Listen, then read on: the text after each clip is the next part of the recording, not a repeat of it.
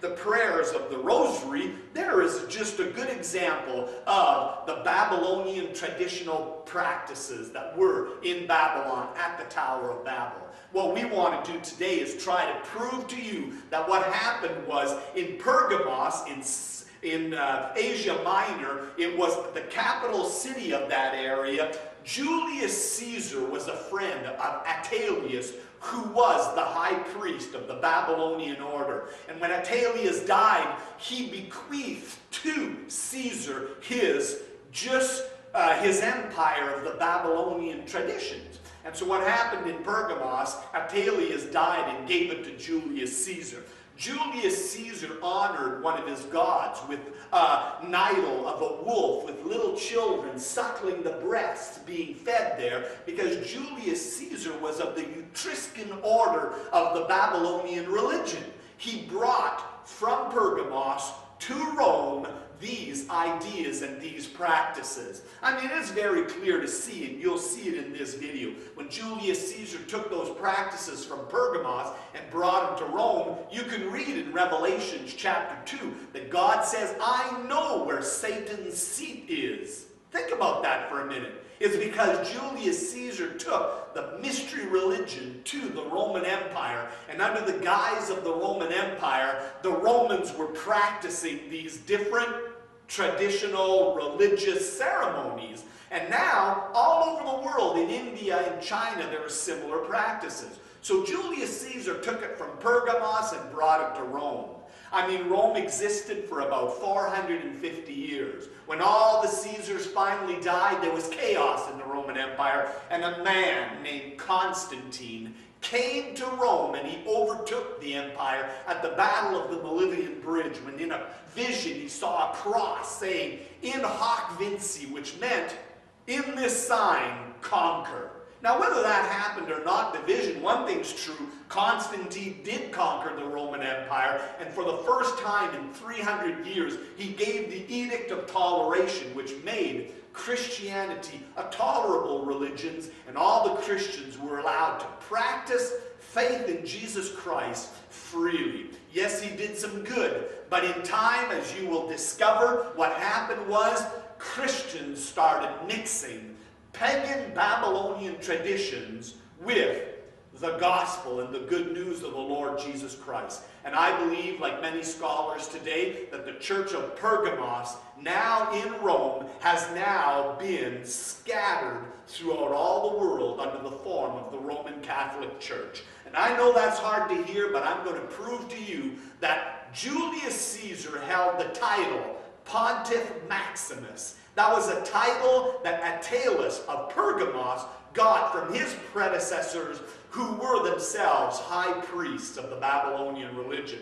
It is not uncommon today for us to find coins of Caesars with the title Pontifex Maximus, just like it is not unlikely for us to see popes and coins of popes with the same title, Supreme Pontiff or Pontifex Maximus. Join us as we endeavor to learn the difference between religion and redemption.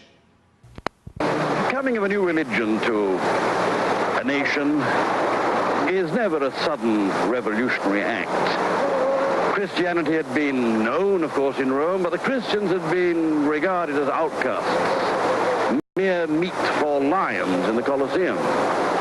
They were heretics. They did not worship the emperor. Therefore, they had to be persecuted. But now, the downtrodden religion became the religion of the rulers themselves. Now, Christianity came face to face with the Babylonian paganism in its various forms that had been established in the Roman Empire. The early Christians refused to have anything to do with its customs and belief. Much persecution resulted. Many Christians were falsely accused, thrown to the lions, burnt at the stakes, and in other ways tortured and martyred. Then great changes began to be made. The Emperor of Rome professed conversion to Christianity. Imperial orders were sent forth throughout the empire that persecution should cease. Bishops were given high honors. The church began to receive worldly recognition and power. But for all of this, a great price had to be paid. Many compromises were made with paganism. Instead of the church being separate from the world, it became part of its world system. The emperor, showing favor, demanded a place of leadership in the church. For in paganism, emperors were believed to be gods. From here on, wholesale mixture of paganism into Christianity were being made, especially at Rome. Now, it was the Apostle Peter who had said that he did not think highly of the traditions that were handed down to him by his fathers. Now, here we see here a 4th century sarcophagus. The subject is Christian, yet the style suggests Roman religious traditions. Now, we here at Christian Street Ministries believe that this video will prove beyond a shadow of a doubt that this mixture produced that system which is known today as the Roman Catholic Church. Now, I don't doubt that there are many fine, sincere, and devout Catholics. It's not my intention to treat lightly or to ridicule anyone whose beliefs we may here disagree with. Instead, we hope that this video would inspire people, regardless of their church affiliations, to forsake Babylonian doctrines and concepts and return to the faith that was once delivered unto the saints. Now please bear with me until the end of the video. Examine the evidence and then decide. Most Catholics know nothing about the doctrines or the history of the church. Try this evidence simply as informative and then decide what you will do with it. Now, when raising our children, we get to the point between right and wrong. And in this video, I will get to the point without being offensive. Now, one of the most outstanding examples of how Babylonian paganism has continued to our day may be seen in the way the Romish Church invented Mary worship to replace the ancient worship of the mother goddess. The story of the mother and child was widely known in the ancient Babylon world and developed into an established worship. Numerous monuments of Babylon show the goddess mother Semiramis and her child Tammuz in her arms. Now, when the people of Babylon were scattered to the various parts of the earth, they carried the worship of the Divine Mother and her child with them. This explains why many nations worship a mother and child in one form or another, centuries before Christ was born. Now, in the various countries where this worship spread, the mother and child were called by different names, for you will recall that the language was confused at Babel. So under the different languages came different names for a form of worship of a mother and child. The book, Japan and Mythology, we find a statue of a mother and child in her arms. Now, to the Chinese, the mother goddess was called Shigmu, or Holy Mother, pictured with a child in her arms and rays of glory on her head. To the goddess of India, her aspects, some good, some bad, also portrays a mother goddess with a child in her arms. Now, to the ancient Germans, they worshipped the Virgin Hertha with a child in her arms. The Scandinavians called her Disa, also pictured with a child. The Etruscans called her Nutria, and amongst the Druids, the Virgo Patatura was worshipped as the Mother of God. Now, in India, she was also known as Indrandi, who was also represented with a child in her arms, as shown in this accompanying cut.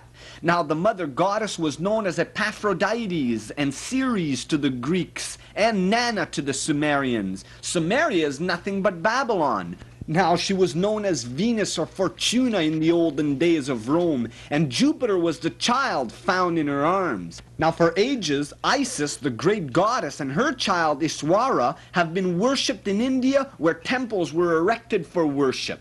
Now, the fertility goddess of Jains, an Indian religious sect from the temple north of Bombay, shows the picture of the goddess mother and a divine child, but the mother was also called the mother of all living things, a universal force. Portrayed here is the goddess of Jain with a child in her arms. But regardless of her name, says one writer, she was the wife of Baal, the virgin queen of heaven, who bore fruit although she never conceived.